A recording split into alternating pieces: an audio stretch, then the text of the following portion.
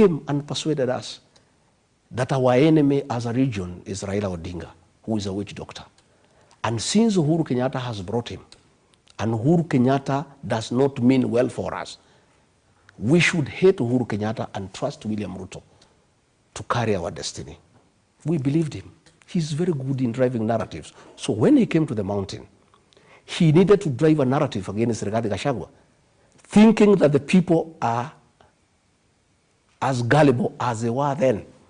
And he was confident that if he could successfully drive a narrative against Uhuru Kenyatta when he was president, he could equally drive a narrative against Rigathi Gachagua. And he cobbled this narrative of 10 billion. The purpose was to show the people of the Mount Kenya region, this Gachagua guy is a very selfish man. So did you or did you not blackmail the president? Of course I did not blackmail the president, because if I did, Rogers, yes, it would have been accusation number 1 before the Senate. Impeachment. This impeachment was crafted by William Ruto. It was drafted by the National Intelligence Service and Professor Kindiki. And the president even had blackmailed him. Blackmail is a criminal offense. It should have been accusation number 1. It did not appear anywhere. Since October 18, the president has never talked about it until he came to the mountain. And the president had better make up his mind why he ordered me out of office. When he went to Western Kenya, he said he got rid of me because I was incompetent and tribal. He never told the people of Western Kenya asking for 10 billion. When he went to Northeastern Kenya, he said he got rid of me because I'm divisive and I don't like the unity of the country. When he went to Nyanza, he said that I am primitive, yeah, and corrupt. When he came to the mountain, he never said I'm tribal, because he cannot say that. He never said I'm incompetent, because he cannot do that. Okay. He said that I was asking for 10 billion. In fact, on Thursday morning, he met Madeira women dancers.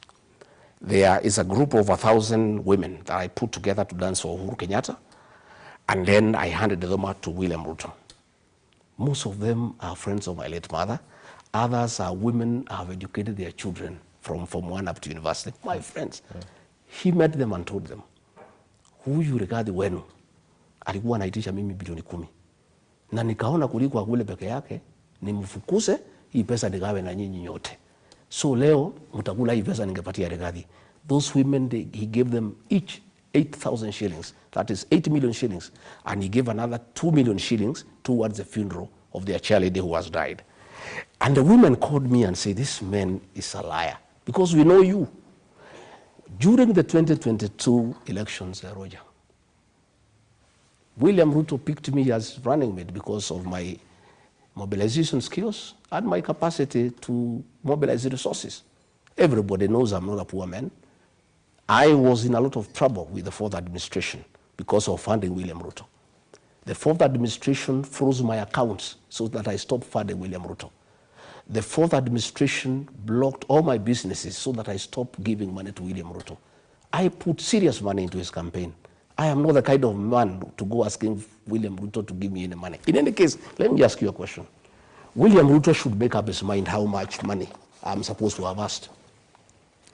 His chief propagandist, Tedesi Tumbe, wrote, and it's there, I have a copy, I will give it to you. I remember, yes. That I'm asking for 6.5 billion. Okay? Sure.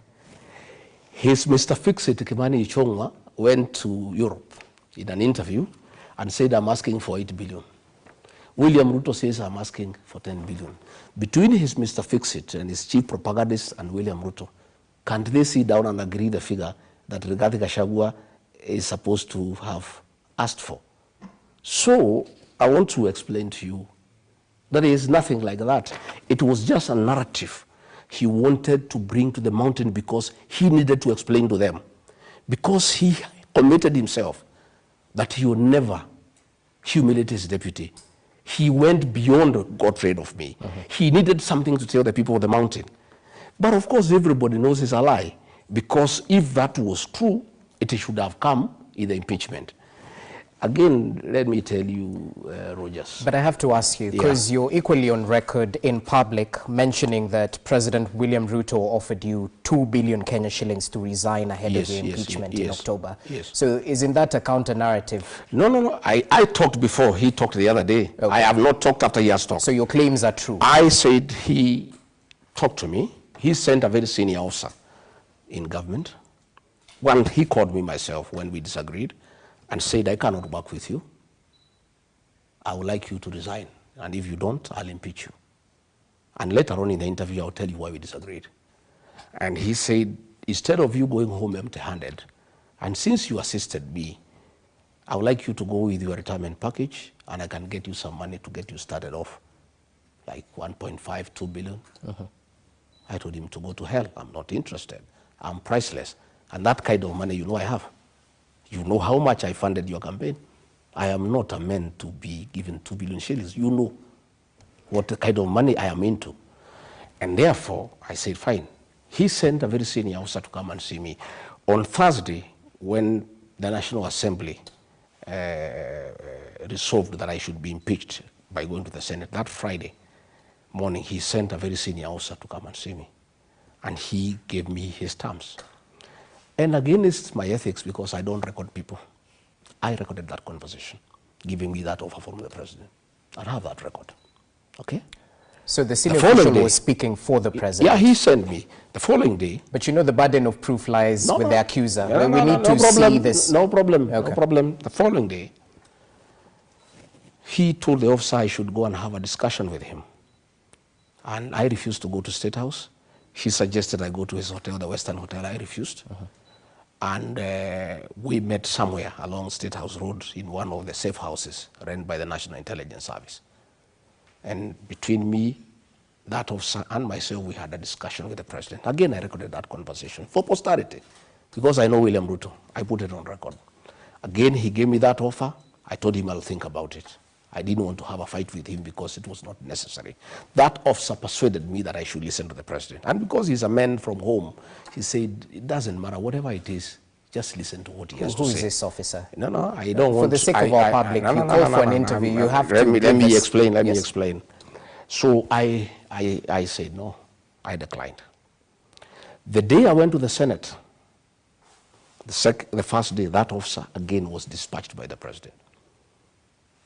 And I refused to see him, but after consultation with my counsels, I agreed to see him. Again, he brought me another offer. I recorded it. I am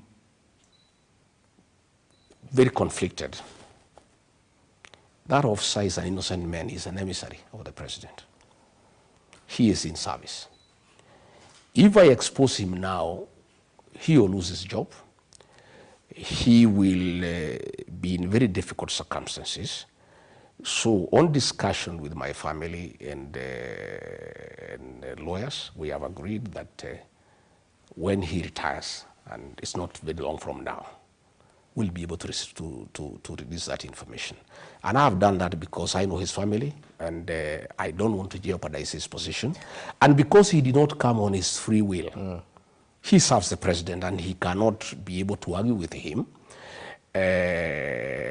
I'll have that information. It is ready, it's well stored, and I would like to tell these people not to try to come and raid here to get it. It's not here. I've stored it nicely with somewhere, and it's in good position. Allow me to reel you in, because you're a truthful man, as you say. At the end of the day, if you're giving us allegations, you have to substantiate. I don't understand. I have told you, because when the president went to that interview, he was asked to substantiate. He refused to substantiate. I have done a lot of substantiation. I've explained to you why I don't want to receive the information now. But I will release the information because it's for public information, so that between me and the president, the people can know who is right and who is not right, and who is lying to the people of Kenya. You know what your critics are saying? Yeah. Since you heavily funded the presidential campaigns in the Mount Kenya region, that you're asking of this 10 billion, or is it 6.5 billion, whichever the figure, was simply a way of returning your investment. You well know how politics in Kenya is transactional. I don't think so, because when I was funding the president, there was no issue. If I needed my money back from him or whatever it is we'll discuss, I have not asked the president to refund me any money. I'm a leader. That was an investment in the presidential campaign. He was president, I was running it. I too had a responsibility, yeah, to spend money on the campaign. And that's why I'm saying I'm not the kind of person to ask him for money. And he knows that, because I'm an astute businessman who have worked for many years and made my own money. And I was in the campaign on my own violation. The president did not force me to be in the campaign. I spent my money because I thought it's the right thing to do. I mobilized resources from friends, and I did not ask him. And if I had asked him, he should have said then. He cannot say now, 6 months after. He would have called a meeting of UDA, the PG, put me to task and say, Rigathi here is asking me for this. He would have called some elders, some church people. He never did any of those things, because that is how you do those things. Okay. But myself, when he offered me an offer to resign, I talked about it. I did not waste time. I talked about it because that is it's a situation. But it's still a narrative. We'd like to substantiate this claim, sir. I have told you what I need to tell you. And the long and short of it all is that the president wanted to create a narrative with the mountain. And you see, these mountain people are looking at him very closely, because the things he said about me are not the things he is saying today. Okay? When he said I should be his running mate in Karen on May 15th, he had this to say. There were so many other instruments. I looked at many things. I looked at what was required of a deputy president. In the end, we all settled as a team on Gachagua, because he's an astute debater, a fantastic grassroots mobilizer, a disciplined and tireless political operative, a successful elected politician and businessman, a principled politician of tremendous resilience and fearless fighter for the right cause, an indefatigable champion.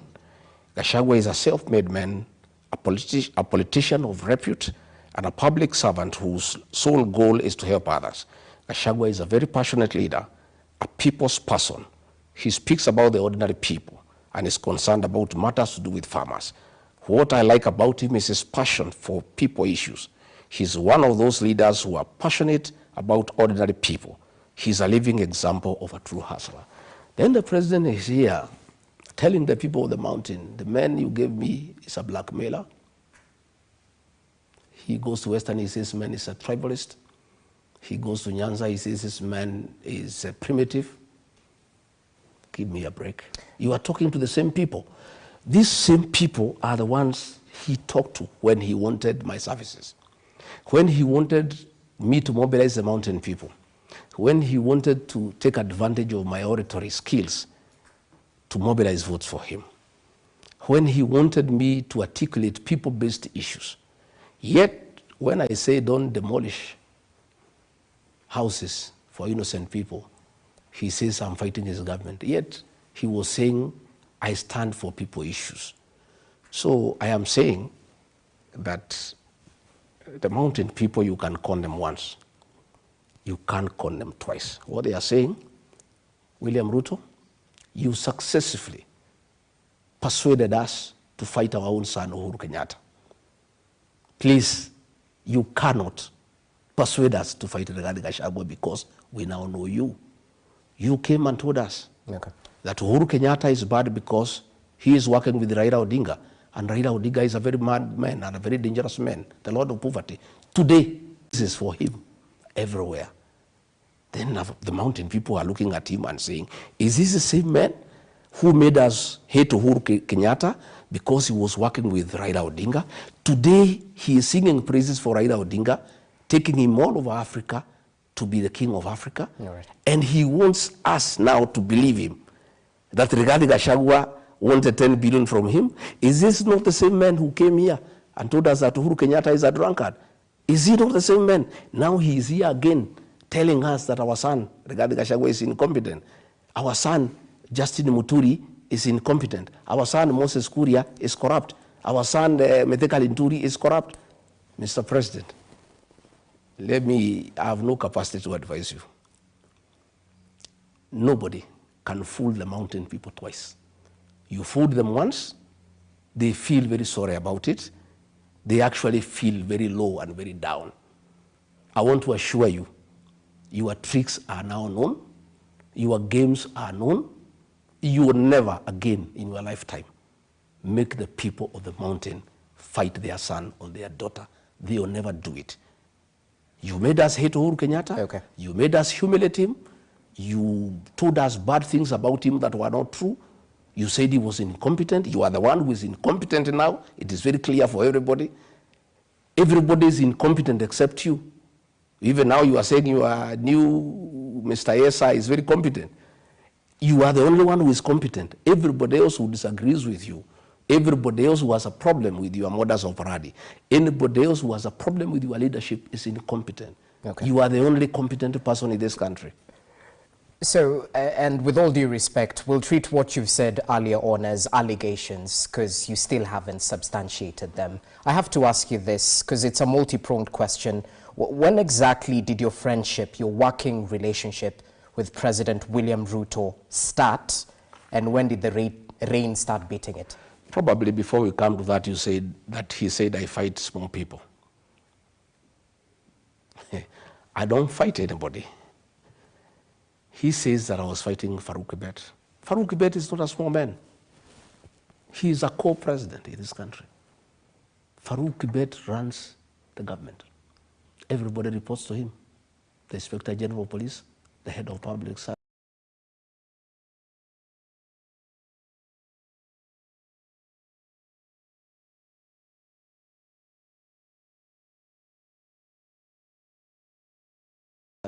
Cabinet ministers. William Ruto issues instructions to cabinet ministers tremble at his very sight. So, Faruk Kibet wanted to give instructions to Rigathi Gachagua. Rigathi Gachagua was elected by the people of Kenya alongside William Ruto. There is no way I would have allowed Faruk Kibet to give instructions to me. And let me tell you, Rogers, Faruk Kibet was trying to run my office, make appointments for people to come and see me. And initially, I thought it's okay, maybe that's how William Ruto wants us to work, until I learned that Faruk Kibet was collecting money from people to come and see me, and I have nothing to give them in return. And I went and I told the president, Mr. President, I'm your principal assistant. Please, your personal assistant cannot give me instructions. And if you want to give me any instructions, you give them yourself and I obey them to the letter. But you cannot use your PA to order me around. And your PA is taking advantage to make money from people. And I told you, Mr. President, for your information, because I'm your advisor in this matter, I will be failing in my duty if I don't advise you and tell you what is happening. Okay. All the people Faruk Kibet is clearing to come and see you, he's collecting money. And there's hue and cry in town. And State House is getting very disrespected because it has become a center of corruption. All appointments of people coming to see you, Kibet is collecting money. And Mr. President, I think you need to check this. But if you want to continue with it, tell him to keep off my office.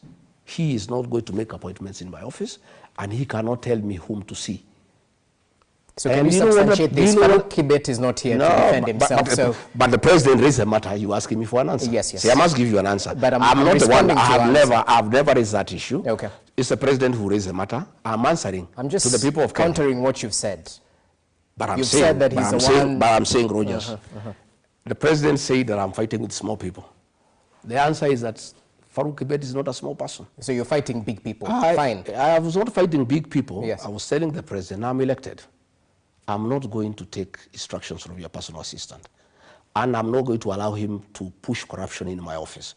If you want him to practice corruption in your office, you can go ahead. But you just said he was collecting money for people to meet with you. I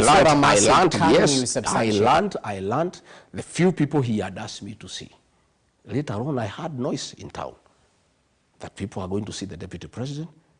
Faruk has collected money on his behalf and he's not doing anything for us. That is when I got alarmed. I faced Kibet and he told me off. He said, I must make money. Hii serikali tumetafuta, mimi nimeumia na William Ruto miaka mingi. And actually when I talked to the president about Faruk Kibet, he said, wewe achana na Faruk, atafute pesa kidogo ya kukula bana. Hii mtu ameumia na mimi miaka mingi, akipata hapa kidogo kidogo yuko makosa gani? So I'm the only man who would tell him off. Okay. When he says that I'm fighting small people, Itumbi. I don't know Itumbi.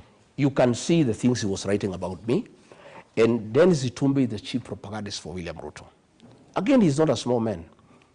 This government of William Ruto is run by Itumbi and Faruk. This Itumbi, all these statements you see ministers issuing, like the one DCI has issued about the violence yesterday in Mweki. It's Dennis who crafts them. He crafts the messages, and you can see even that is language. He gives them to read. And my problem with that so-called small man is that they work in cohort with the president. And he hangs around State House. And if you have a discussion with the president and he doesn't like the way it is going, he sends him a text, and Dennis walks into the president's office and says, Mr. President, you are late for the next meeting. And the president brings the meeting to a closure. I had not realized that until I studied. I saw there is a pattern. And any time I had many issues with the president that were not pleasant, I would face him and say, this is not right, this is not good, and I would win the argument, and he doesn't like it, and he would like to bring a meeting to a closure. Somehow Dennis walks in, and I saw a pattern. So one day, we were launching, the president was going to sign, he was going to sign the housing levy law, bill into law. And I was with the president in his office, the two of us, and I had a very hot conversation with him. And I was telling Mr. President, Kenyans are not interested in affordable housing. And people are very unhappy about the taxation. And Mr. President, only a fool doesn't change his mind. Let us look this thing, and please, from the feedback I'm getting from the ground, and Mr. President, I was elected with you. I mean, it's my job to tell you what the people are saying. And since we are elected together on a joint ticket, when I see we are going down and I don't tell you, it is not fair. Then when we were just continuing, I think he took a phone, Itumbi comes. And he said, Mr. President, we need to go. And I told Itumbi, my friend, next time you interrupt me when I'm with the president, you know who I am. Get off. I am the deputy president. I was elected with the president here. Who are you to come and interrupt our discussion? Do you know what we are discussing? The president just looked and said, I think we go. Okay? So that is how I raised that issue. And I told him, Mr. President, how do you get these people to come and interrupt a meeting with your deputy all the time?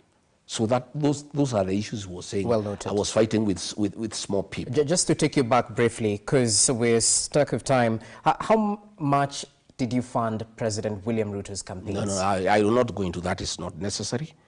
I don't think I need to go into the details, because I was also a candidate. I did not necessarily fund William Ruto. I funded the campaign because I was part of the campaign. And I don't think I need to go into those details. Then tell me this, when did the rain start beating your friendship? When exactly? It's not friendship, Lily, but we went into a covenant with the president. And the president was here many times, here in this house, down, beaten, harassed, frustrated, and he would come here for comfort. And my wife would pray for him, and we went a long journey from 2018 all the way to 2022. And I believed him and I trusted him. And since I'm a man of honor, I took his word for what it was. And we agreed many things, but we never wrote anything down. And that is a mistake that I made, that I regret today. And my community, the Mount Kenya people, regret today. But they have forgiven me, because William Ruto is very deceptive. To deceive Rigathi Gachagua is nothing, because he deceived bishops. reverends, pastors, everybody, all of us, our own community, a very respectable community were deceived by one man. So I fell for it, and we agreed many things. And I went into it blindly. But as soon as we came in, the man changed completely. And all the things we had agreed, he became very arrogant. He said he's president. He said he'll do whatever he wants. And I can tell you where I started finding things are not right is we had agreed on several portfolios for my people, because we had agreed, much as I'm a national leader and I'll be your deputy to assist you to manage the affairs of this country, I'll protect the interests of the Mount Kenya people in your government because they have elected you and they give you 47% of the vote. And it was agreeable. And all the things we had agreed in terms of portfolios, interior, agriculture, water, lands, finance, he honored all those things.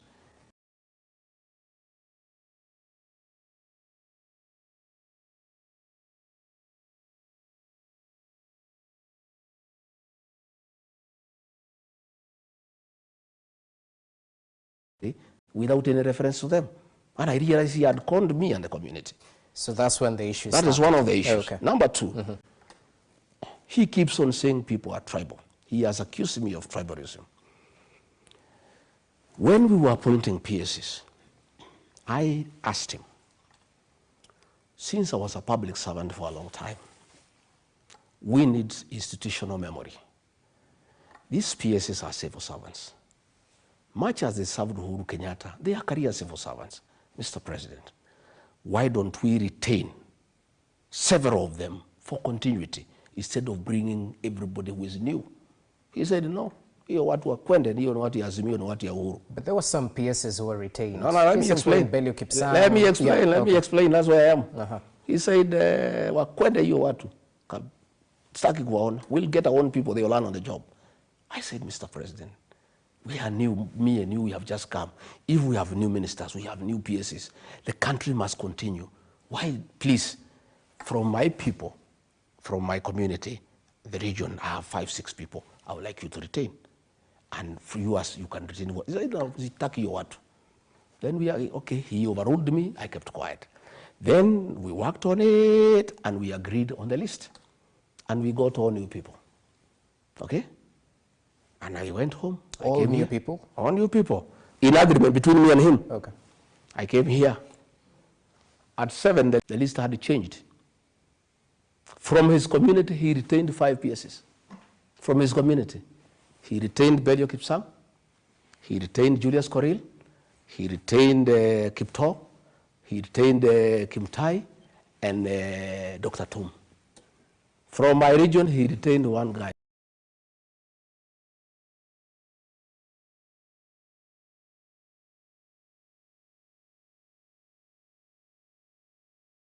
Called Hinga.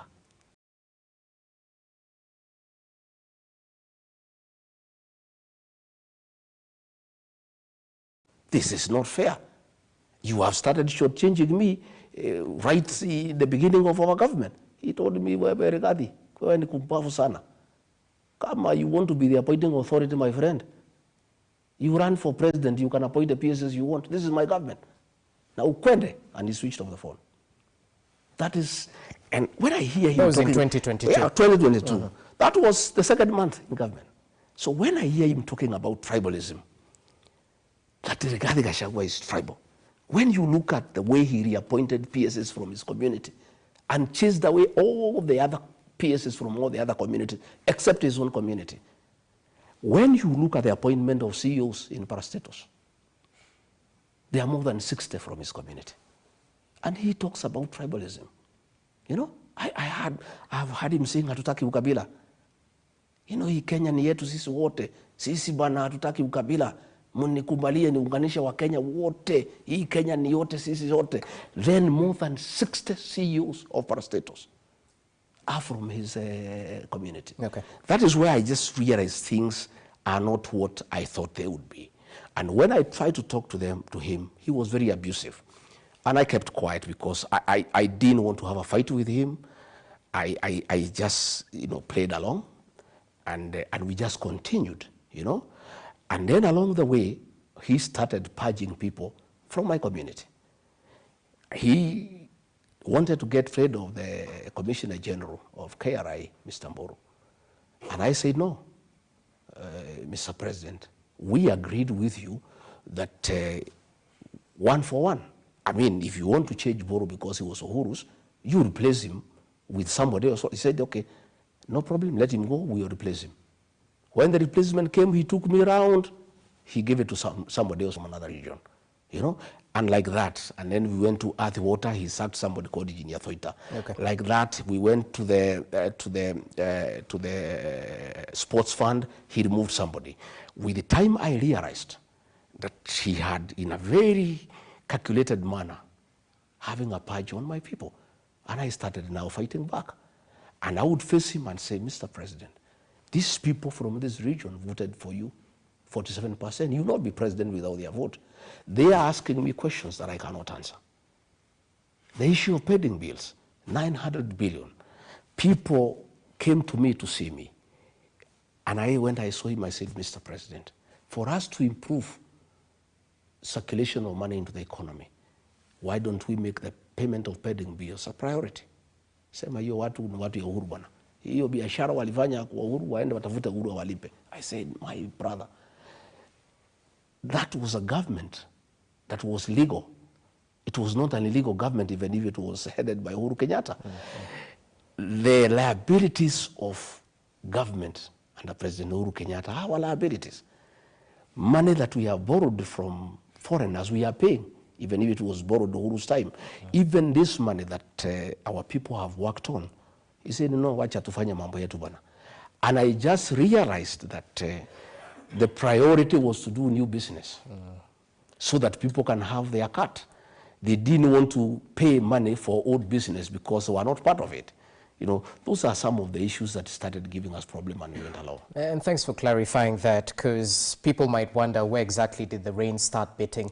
But I have to be the devil's advocate here, Your Excellency, because at the end of the day, the people who still associate you closely with the head of state, since you campaigned for him vehemently before the 2022 general election, and thereafter, that's when, you know, this working relationship was a little bit skewed. To those who equate your complaints the same way as they equate those of a jilted lover, that since you faced the axe, now it's obvious that you won't go around praising the head of state. I didn't start saying I have a problem with him when I was asked. I started saying before, if you remember. On June 25, when policemen massacred our children, the president called a press conference and he did not invite me and say the agencies are criminals who are treason us. The following day, as deputy president, I called a press conference in Mombasa. And I told him off. I said, these are not criminals. These are our sons and daughters. I had not been jilted. I had not been asked from office. I stood firm. But let me tell you, one of the issues I disagreed with the President William Ruto up to today, and I will never give in, was abductions and extrajudicial killings. I am a father. I am a Christian. I am a husband. I am a leader. I am an elder in my community. Children are our flowers. You cannot kill children because they're asking questions. And the questions they're asking are legitimate. That we are running down the country, that there is too much corruption, that we are not listening to the people. Those young Gen Zs were raising legitimate issues that I had personally raised with the president. Allow me to interject. And I can tell you, after that, he accused me of having been behind the Gen Z protest. Okay?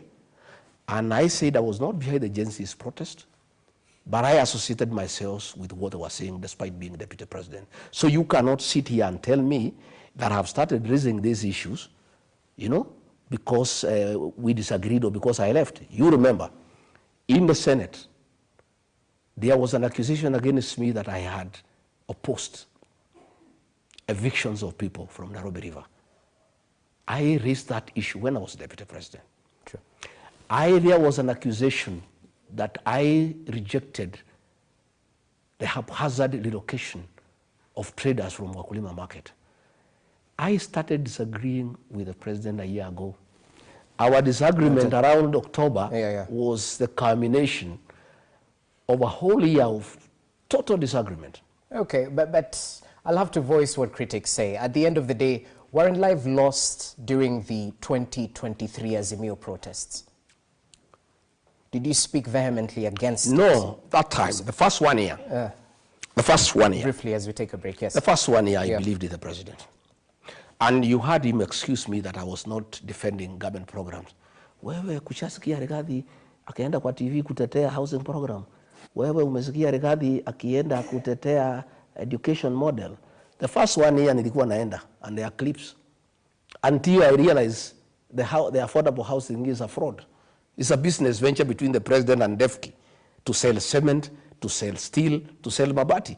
I stopped defending it. Well, DEFCI is not here to defend No, he's not here, but I'm just saying. Okay. And I stopped defending it. And even the president tried to tell me to go to TV to defend the housing program. I told him I'll not go. When I learned the university model is not working, and it was very unpopular with the students and parents, I refused to go. So he wanted me to go and defend Adani, which is corruption. I refused to go and defend. He wanted me to go and defend Shah. Okay. And it's corruption, I refused. But you know, my and question, I am saying... Allow me to ask you, yes, because my question is centered on the 2023 Azimio protests. Did abductions start in 2024? They started in 2024. They started in 2024? Yeah, the real abductions, and I can tell you... There's no fake abductions. No, I'm just telling you, when it became clear to me, is when 101 officers from the administration police, okay, on the authority of the president, were transferred to the National Intelligence Service and given very extensive training, is when we started getting people complaining that people are disappearing. And I went into it, and I started seeing signs that are not good signs. And I faced the president more than 3 times, and he feigned ignorance. But when I came to check, I found he knew what is going on. These abductions were being done by the National Intelligence Service. And I had a problem with them because I am a very straightforward man. Okay. And I spoke very strongly in the National Security Council. And I said, Mr. President, let us not treat the symptoms, but diagnose the problem. Okay. These young people, we need to find out why they are complaining. Yes. Killing them, abducting them, is not a solution. Hold on to your thoughts. We take a short commercial break. Do stay with us. The Wamunyoro bombshell continues in just but a few.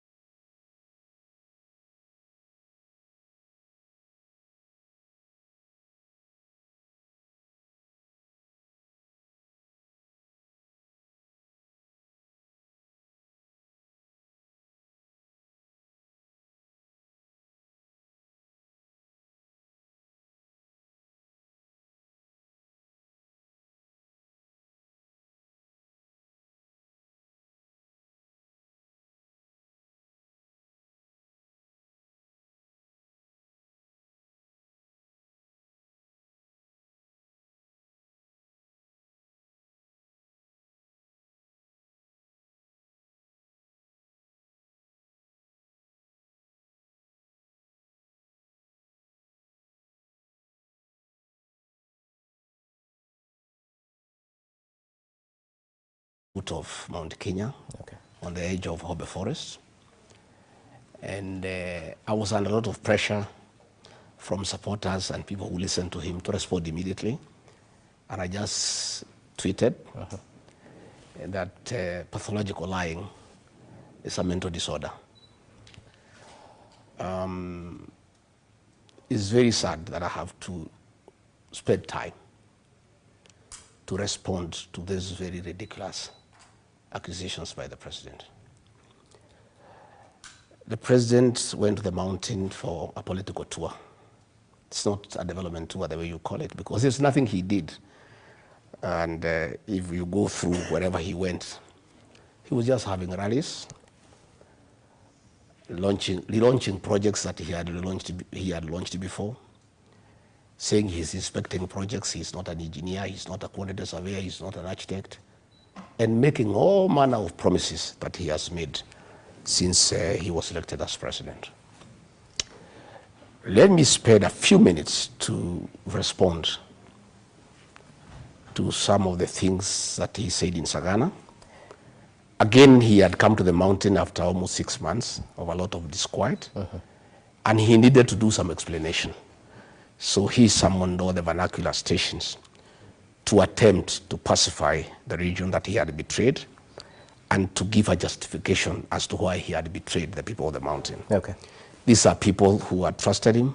These are people who supported him without an MOU. These are people who supported his presidency without a political party. These are people who believed in him, in all the things that he promised them. He betrayed them, he turned against them, he misused them. And he felt, of course, his advisors told him that he needed to set the tone and explain why he hounded me out of office, despite having promised the people of Kenya that he will never humiliate his deputy, he would never persecute his deputy. Okay. He even went beyond humiliation and persecution. He hounded me out of office. Okay. And he was asked a question as whether he is the one who impeached me. And he looked down, because he couldn't look at the camera straight and say, no, I'm not the one. It is the MPs who did it. In fact, I tried to persuade them not to. They tried 2-3 times. And they said, if we don't impeach this man, we'll exchange his name with yours. It's all, of course, a lie. Everybody knows. His women rep in Uasin Gishu, both Sholei, publicly in his presence told him, Mr. President, what you say I do is what I do. You told me Gachagua aende nyumbani, nikahakikisha ameenda. When he rose to speak, he didn't deny. He just looked down. Everybody knows it's the worst kept secret in this country that he's the one who crafted the impeachment and bribed members of parliament at 500,000 each and senators at 10 million, bribed the mover of the motion, the Kibwezi West MP. He has been everywhere complaining he was shortchanged. He had been promised to be the chairman of the Budget and Appropriation Committee after successfully tabling the motion. And again, the president was saying that the MPs overruled him. It is common knowledge that those Mount Kenya MPs cannot overrule the president. They do whatever he wants. You remember when he told them to pass the finance bill. They went and passed the finance bill despite the fact that there was public outcry. And the members of public had serious problems with them. The day he changed his mind because of the Gen Z protests and said, we are doing away with the finance bill, they were clapping for him. They never argue with him. You remember, again, the Adani saga. They were defending the Adani saga, and the MPs were supporting him that Adani is a good thing. Okay. The day he changed his mind and said, we are stopping Adani, the same MPs were clapping for him. So it is very hypocritical and dishonest for President William Ruto to claim that MPs disobeyed him. That having dealt with that, he said that he had me hounded out of office because I asked him for 10 billion. Before you even get to the 10 billion, because you've raised issues about members of parliament, who the president was on record mentioning that you actually bullied these members of parliament, that you told them if they do not kneel and submit, they will be shown the door and go home. That is also another lie. I'm not on record anyway. I'd like you to produce a clip where I told members of parliament to kneel before me. They cannot kneel before me. I'm not God. What I told the members of parliament, and it's true today as it was then, to listen to the ground and stop following President William Ruto blindly against the wishes of the people. Then why were you picking small fights? Let me explain to you. They are not small fights. It's the president who is calling them small fights. Advising members of parliament to listen to the ground is not a small fight. It's a very honorable duty for a leader of my caliber. I listen.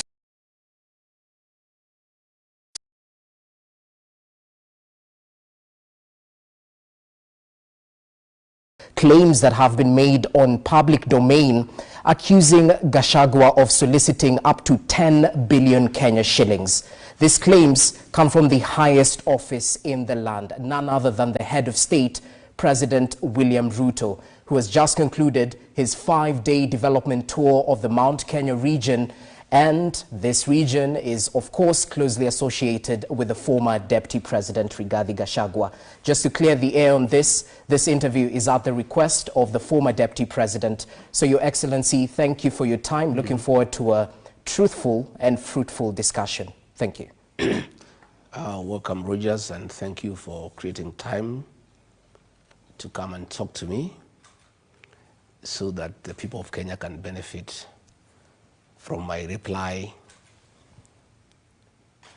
to the very ridiculous claims made by President William Ruto in Sagana State Lodge next to my house and at the foot of Mount Kenya, on the edge of Hobe Forest. And I was under a lot of pressure from supporters and people who listened to him to respond immediately. And I just tweeted that pathological lying is a mental disorder.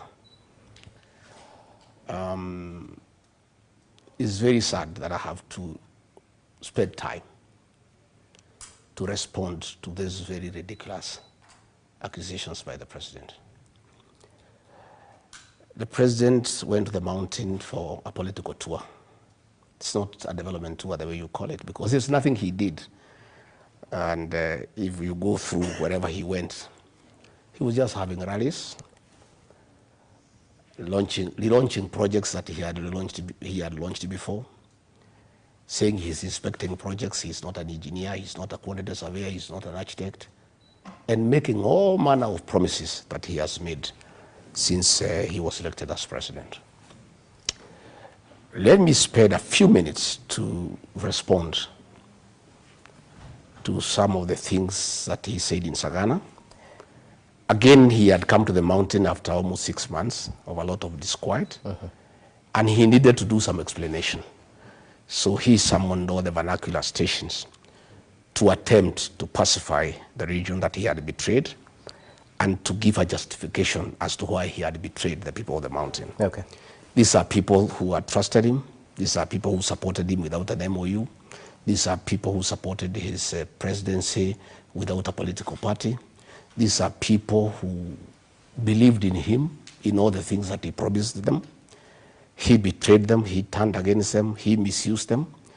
And he felt, of course, his advisors told him that he needed to set the tone and explain why he hounded me out of office, despite having promised the people of Kenya that he would never humiliate his deputy, he would never persecute his deputy. Okay. He even went beyond humiliation and persecution. He hounded me out of office. Okay. And he was asked a question as whether he is the one who impeached me. And he looked down, because he couldn't look at the camera straight and say, no, I'm not the one. It is the MPs who did it. In fact, I tried to persuade them not to. They tried 2-3 times. And they said, if we don't impeach this man, we'll exchange his name with yours. It's all, of course, a lie. Everybody knows. His women rep in Uasin Gishu, both Sholei, publicly in his presence told him, Mr. President, what you say I do is what I do. You told me Gachagua aende nyumbani, nikahakisha ameenda. When he rose to speak, he didn't deny, he just looked down. Everybody knows it's the worst kept secret in this country that he's the one who crafted the impeachment and bribed members of parliament at 500,000 each and senators at 10 million, bribed the mover of the motion, the Kibwezi West MP. He has been everywhere complaining he was shortchanged. He had been promised to be the chairman of the Budget and Appropriation Committee after successfully tabling the motion. And again, the president was saying that the MPs overruled him. It is common knowledge that those Mount Kenya MPs cannot overrule the president. They do whatever he wants. You remember when he told them to pass the finance bill. They went and passed the finance bill despite the fact that there was public outcry. And the members of public had serious problems with them. The day he changed his mind because of the Gen Z protests and said, we are doing away with the finance bill, they were clapping for him. They never argue with him. You remember, again, the Adani saga. They were defending the Adani saga, and the MPs were supporting him that Adani is a good thing. Okay. The day he changed his mind and said, we are stopping Adani, the same MPs were clapping for him. So it is very hypocritical and dishonest for President William Ruto to claim that MPs disobeyed him. That having dealt with that, he said that he had me hounded out of office because I asked him for 10 billion. Before you even get to the 10 billion, because you've raised issues about members of parliament, who the president was on record mentioning that you actually bullied these members of parliament, that you told them if they do not kneel and submit, they will be shown the door and go home. That is also another lie. I'm not on record anyway. I'd like you to produce a clip where I told members of parliament to kneel before me. They cannot kneel before me. I'm not God. What I told the members of parliament, and it's true today as it was then, to listen to the ground and stop following President William Ruto blindly against the wishes of the people. Then why were you picking small fights? Let me explain to you. They are not small fights. It's the president who is calling them small fights. Advising members of parliament to listen to the ground is not a small fight. It's a very honorable duty for a leader of my caliber. I listened to the people. The people did not want the finance bill 2024. And I told the members of parliament, people do not want the finance bill. Don't follow the president blindly. He will leave you komata. And if you people don't adjust by this December and start listening to the people of the Mount Kenya region make decisions the second year of election. And I was telling them from my experience, by the end of this year in December, if you guys have not aligned yourself with the people and listened to the people are crying about overtaxation. The people are saying they don't want the affordable housing. The people are saying they don't want you to tax.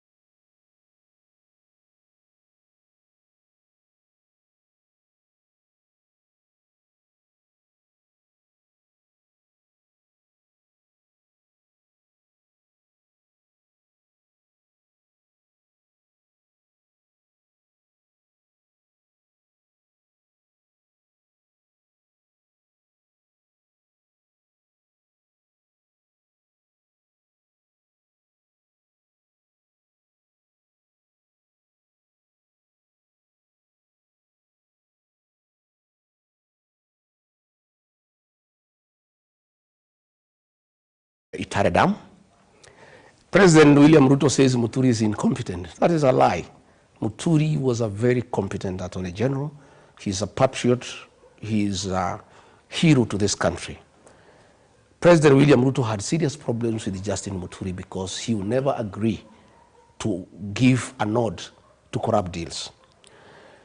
Justin Muturi was ordered by President William Ruto to sanitize Arola and Kemorel, and he refused. And the president said the case between us and the Italians, we had a very weak case.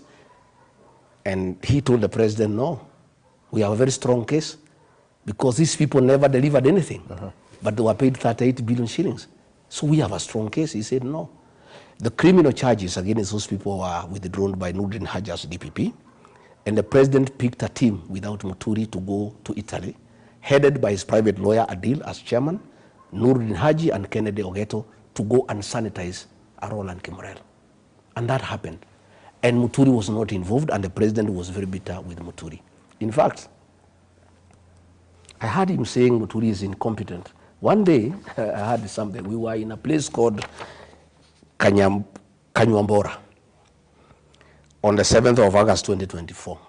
That is just after he had removed him as AG and appointed him as Minister for Public Service. So I heard him telling the Muslims that he had a very incompetent AG. You know, he has double speak. This is what he told the people of Kanyambora. William Ruto says different things depending on whom he is talking to. When he wanted to please the Muslims of their issues, he says Muturi is incompetent. But when he was in Embu in Kanyambora, to please the people of Embu, he says something different. He says, asanteni sana watu wa Kanyambora kwa kunipatia huyu Justin Muturi. Amenisukumia sana mambo ya sheria. Sasa nimempatia kazi ya kunisimamia wafanyikazi wote nchini Kenya. He was saying how competent he is. One day, President called me and he was in a rage. Actually abusive. Wewe Rigathi, huyu mjinga, mbere huyu naitwa Justin Muturi, ni mjinga sana. Can you look for him? Umwambie, I am his appointing authority, mimi ndio rais. I have called him, I have given him instructions to sign some documents, and he is saying he cannot sign. You tell him, kama utamuongelesha Kiembu, umuongelesha Kiembu kama ndio atasikia. Ya kwamba if he does not execute those documents, I want his letter of resignation akifika Nairobi. This is while he was AG. Yeah. I said, Mr. President, calm down. What is the problem? He said, hiyo mtu ni mjinga, mlevi, very incompetent fellow. Hii mtu uliletea, ulitoa hii mtu wapi? He was very quarrelsome. He was almost abusing me. So I said, okay, Mr. President, let me talk to him. I called Justin Muturi, and the number was roaming. Yeah, AG, where are you? He said, no, I'm in Dubai on transit. I'm coming from somewhere. I'm on the way back to Nairobi. I said, the president has called me and he's very bitter that you are disobeying him and there are things he has asked you to do and you are not doing. Why are you disobeying the president, Mr. AG? He says, no, president has asked me to sign them documents in the lobby of an international airport.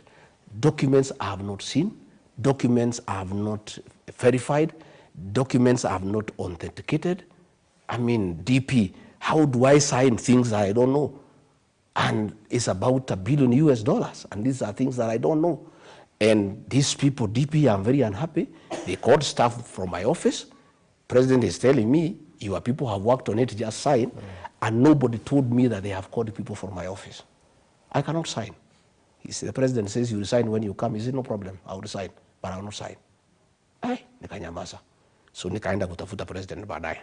Nikamwongelesha pole pole nini huyu Muturi amesema ya bana hiyo mtu ni mjinga. That man, where did we get this man from? He's a very difficult character and he is really sabotaging my programs. Hii ni maneno mimi nimepanga ya climate change, and now he is frustrating, I said okay, I left. So later on, after 3 weeks, Muturi came and to see me. He said, Mutia nyumbani, hii kazi imekuwa ngumu. The thing the president was asking me to sign is a fraud. It's $1 billion US that is being brought to the country without going through the National Treasury, which is contrary to the PMF Act. This money is supposed to go to the Ministry of Environment without going through the National Treasury. I have done due diligence. The owners of that farm have criminal cases against them. And there are people who are involved in money laundering. And from my investigation, this is money laundering. I'm not going to do it. So I told the president what he has said. And he was very bitter. And do you know what has happened?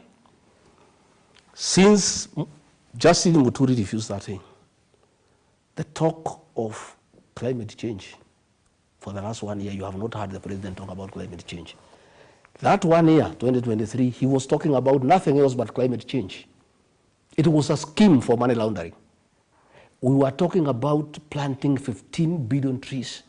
That deal for $1 billion US dollars was supposedly to plant 3 billion trees. These 15 billion trees was a fraud to bring in money in the country for money laundering. And since Justin Muturi, who in my view is a hero for this country, refused, you have never heard for the last 1 year, the Minister for Environment or the President talk about the 15 billion trees because it was scuttled by Justin Muturi. Again, the last one about Justin Muturi. Why he is a hero? We were in Naivasha. And again, the President was mad that Justin Muturi had refused to okay a purchase of land for industrial park.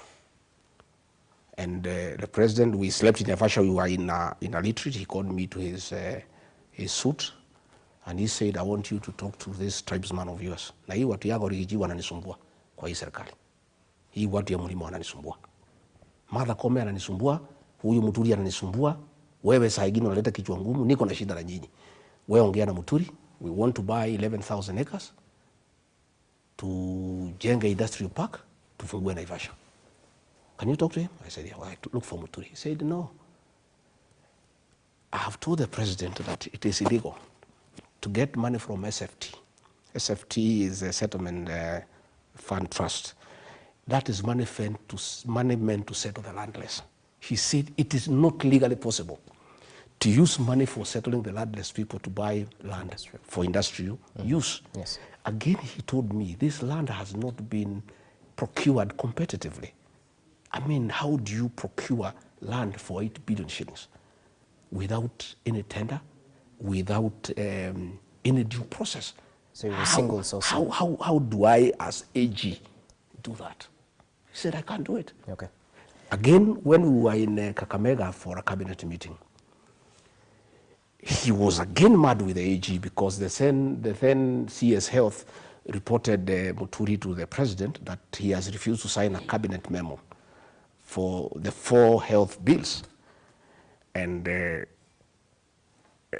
health bill, and I again talked to Muturi. He said those bills did not originate from my office. As the Attorney General, all government bills must originate from my chambers, from the State Law Office. These bills were done in State House. I have no input. How do I append my signature to something I have not originated? So the fight between William Ruto and Justin Muturi is one, he refused to okay corruption. He refused to own bills that he has not originated, and he refused to be twisted by the President to allow money laundering in the country. And to me, again, the President